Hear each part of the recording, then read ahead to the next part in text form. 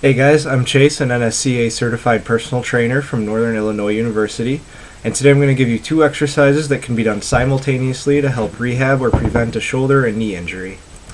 When it comes to injury in the shoulders, the rotator cuff is a common muscle group that often gets injured due to underdevelopment combined with overuse. Many people neglect to train these because they're not very well known exercises except in rehab, prehab, and sports performance training. And overuse injuries are pretty common in baseball and any throwing sports really, along with tennis, weightlifting, and swimming. And in regards to the knee, it's most commonly one of the ligaments that ends up getting torn from putting too much weight on one leg at a bad angle. And this can occur when changing directions while walking or running, the knees caving in when you're squatting or weightlifting, and having a bad landing when you're jumping, or just a direct trauma to the knee itself. The strengthening of the surrounding knee musculature is a great way to help prevent injuries, but if you do common leg strengthening exercises like squats and lunges too quickly, you don't give the leg muscles adequate time to fully contract and support the knee. So thankfully the exercise today will eliminate any possibility of that happening. So the best way to improve a joint stability is through isometrics, or by doing exercises without moving. So today I'm going to show you the two exercises that can be done at the same time to strengthen and stabilize the knee and shoulder joints to help prevent injury, and these can also be done after an injury to help rehab the joints back to normal. So the first exercise is a wall sit. Since wall sits are isometric, the whole quadricep muscle is going to have to stay contracted to support your body weight. Wall sits also take away the stress on your low back from normal squats. So for the wall sit, you're going to lean against the wall with both feet shoulder width apart and about 1 to 2 feet away from the wall. Bend at your knees, sliding down the wall. Stop when you feel a challenge. Most people will be able to get to a 90-degree angle with the thighs parallel to the ground, but you may need to start higher up on the wall if you are just beginning or have had a past knee injury. So start by timing yourself and seeing how long you last. And if you make it to 30 seconds, you're going to do 3 sets of 15 seconds hold with a 30 to 60 second rest in between each set. And if you can hold the wall sit for 1 minute, you're going to do 3 sets of 30-second holds.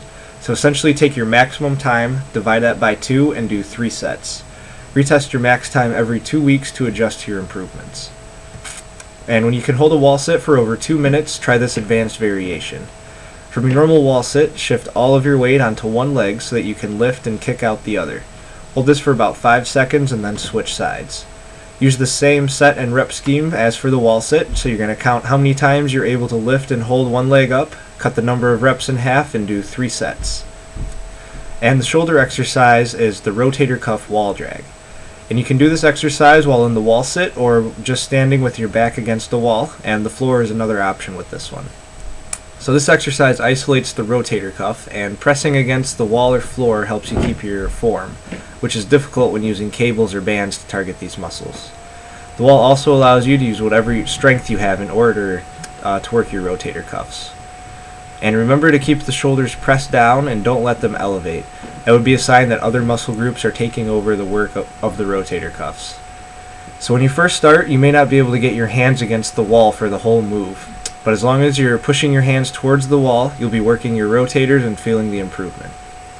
So for this one, keeping your palms against the wall, raise your elbows until your upper arm is parallel with the floor with a 90-degree bend in your elbow. From here, rotate at the shoulder and press the back of both hands against the wall, then press the hands straight overhead. Reverse the movement to the starting position, always keeping pressure against the wall with your hands moving slowly. After each movement of the arms, press the hands toward the wall for 1 to 2 seconds to get a good contraction in the muscles. Do these during your wall sits, or if you do them separately, do 3 sets of 5 reps, and as you get stronger, simply pressing harder and longer will be enough to stimulate growth for these muscles. This is a great exercise for improving range of motion while strengthening the rotator cuffs.